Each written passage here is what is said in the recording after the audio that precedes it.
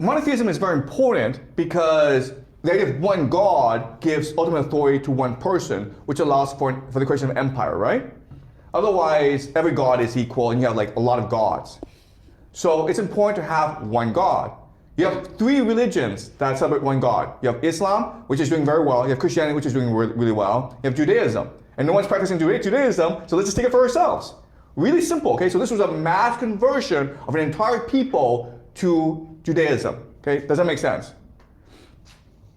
All right, and so this is what the map looks like. As you can see, it's a huge area. This is Ukraine, okay? Modern day Ukraine, the Khazar Empire. Then you have the Byzantines, and you have the Abbasids. And the Khazars saw themselves as equal to both. They want to maintain a separate identity.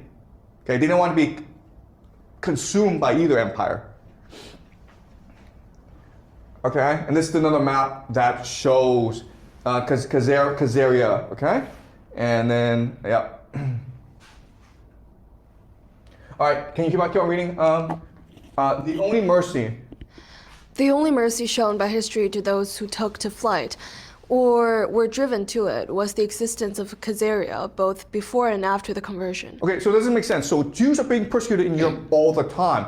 They have no place to go except Khazaria, which is now the Jewish homeland.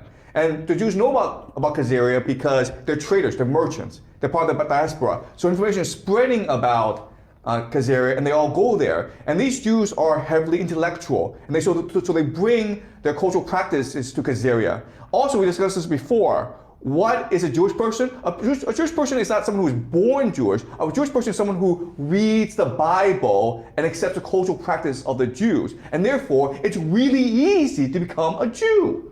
Keep on going. Before, it was a refugee haven. After, it became a kind of national home. The refugees were products of a superior culture and were no doubt an important factor in creating that cosmopolitan, tolerant outlook which so impressed the Arab chroniclers quoted before. Their influence and no doubt their proselytizing zeal.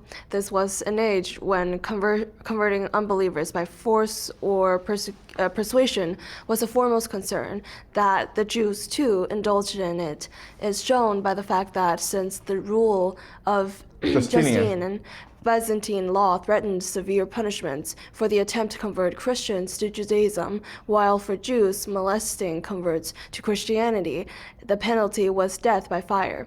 Scharf, p. 25, would have made itself felt first and foremost at the court and among leading notables. They may have combined in their missionary efforts theological arguments and messianic prophecies with a shrewd assignment of the political advantages that the Khazars would derive from adopting a neutral religion. The exiles also brought with them Byzantine arts and crafts, superior methods in agriculture and trade, and the square Hebrew alphabet. Okay, so not only did the Khazars wanted their own religion that was distinct from the Byzantines and the Abbasids, but they also wanted the skills, the knowledge, the culture, the science, the medicine that the Jews would bring with them. Okay, so this marriage made perfect sense. Okay, so from a logical perspective, this makes complete sense. Unfortunately, you're not allowed to discuss this, okay, because it's embarrassing for the nation of Israel. They're not saying this is not what happened because there's all evidence to suggest this is what happened. They're saying you're not allowed to discuss this. Okay. All right, can you keep on reading? That's ethnically the Semitic tribes. Ethically, the Semitic tribes on the waters. Okay, sorry. So Khazaria is around for a long time, a few centuries, but then eventually they become conquered by the Mongols. And the Mongols are ferocious. They're killing a lot of people. So these Khazarians have no choice but to immigrate over to to Eastern Europe, okay? And they become the European Jews. All right? And so what Kessler is going to do is he's going to show evidence to suggest that they all came from one place. All these different European Jews, they have similar cultural practices, which means they originate from a similar place, okay? Keep on going, ethnically. Ethnically, the Semitic tribes on the waters of the Jordan and the Turco-Khazar tribes on the Volga were, of course, miles apart. But they had at least two important formative factors in common. Each lived at a focal junction where the great trade routes connecting east and west, north and south intersect, a circumstance which predisposed them to become nations of traders, of enterprising travelers, or rootless cosmopolitans, as hostile propaganda has unaffectionately labeled them. But at the same time, their exclusive religion fostered a tendency to keep themselves and stick together, to establish their own communities with their own places of worship, schools, residential quarters, and ghettos, originally self-imposed, in whatever town or country they settled. This rare combination of wanderlust and ghetto mentality, reinforced by messianic hopes and chosen race pride, both ancient Israelites and medieval Khazars shared, even though the latter traced their descent not to Shem, but to Japheth. So genetically speaking, the Khazarians and the Israelites have nothing in common, okay? But they share similar culture. And that's who we ultimately are. We're products of culture as opposed to genes, okay? These are Karaites in the Crimean, in basically Ukraine, okay? And as you can see, they're Jews, and they practice the Khazarian version of Judaism, okay? The first impression, okay? The first impression one gains is a striking similarity between certain privileged positions held by Khazar Jews in Hungary and in Poland in those early days. Both the Hungarian and Polish sources refer to Jews employed as mint-masters, administrators of the royal revenue, controllers of the salt monopoly, tax collectors, and moneylenders, i.e. bankers. This parallel suggests a common origin of those two immigrant communities, and as we can trace the origins of the bulk of Hungarian Jewry to the Magyar-Khazar nexus, the conclusion seems self-evident. Okay, all right, thank you. All right, so does this make sense? Okay, there's a lot of evidence to suggest like the Khazars were Jews. And this is really important to understand because guess what? The Khazar Jews, they will take over Europe, okay? And you have three different types of Jews. You have the Sephardic Jews, which basically are the Jews who were expelled from Spain, okay? These are real Jews. You have the Mizrahi Jews who were in the Islamic world. Again, these are real Jews. The blue, these Ashkenazi Jews, they're not real Jews. They're converted, okay? This is something you're not allowed to discuss at all, even though the evidence is so stark. The other issue with the Ashkenazi is that they make up 80% of all Jews in the world today, okay? And so you go to the issue and they say, like, we're here because this is what God promised to us. That's nonsense. But again, you're not allowed to discuss this, even though, again, the evidence is stark, all right? All right, so this conspiracy also helps us, again, explain the JFK assassination, okay?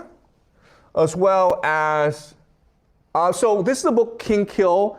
You can read it online for yourself. It's by Dowdard and Hoffman. It goes into why the Freemasons would want to kill JFK, the sort of ritual sacrifice ideas behind it, okay?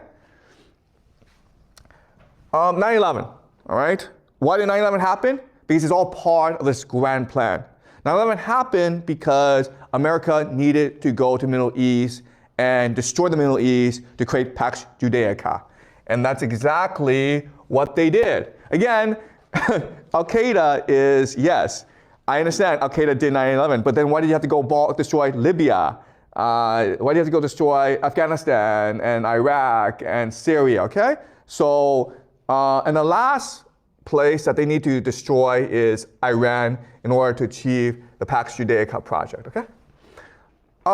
ISIS, guys, ISIS is, these fanatical Muslims, and they hate Israel, but they never attacked Israel, okay? They've never ever in their history attacked Israel. That's why they're probably controlled by the Mossad, okay? And these guys go around and destroy the entire Middle East, but they never attacked Israel. Okay? Really strange how this happens.